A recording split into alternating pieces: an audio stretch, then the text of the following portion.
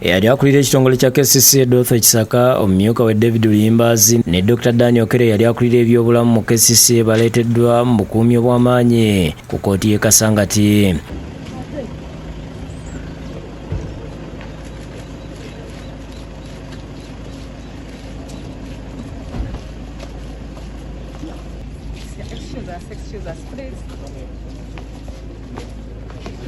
Batuusiddwawo ku ssaawa 5 ez'okumakya ne bayingizibwa mu kaduukulu ka kkooti. Bano badde basuubira okubasomera emisango egibavunaanibwa ku ssaawa 6 kyokka abantu baabwe kibaweddeko kkooti bw'etandise ku ssaawa 10. Bayingiziddwa mu kaguli mu maaso g'omulamuzi Beatrice Kayinza okubasomera emisango. Bano omulamuzi abasomedde emisango 57 ng'okusinziira ku ludda oluwaabi baagizza wakati wa 2020 ne 2024 omuli ogw'okutta abantu b'ekiteezi mu butanwa. Kasirye bwe yabumbulukuka n'atta abaayo n'okulumya abawera.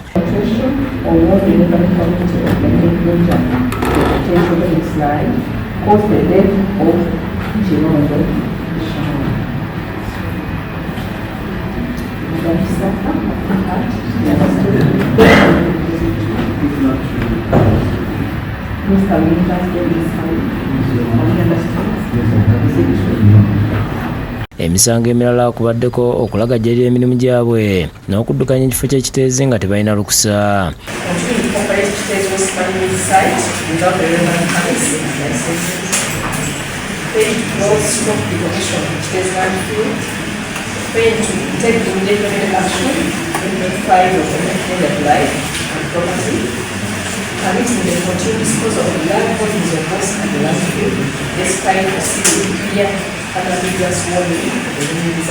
Bakiikiriddwa bannamateeka baabwe okubadde Apollo Makuya, Frederick Muwema, Kagolo Roberts Friday naye ng'emisango gyonna bagyegaanye.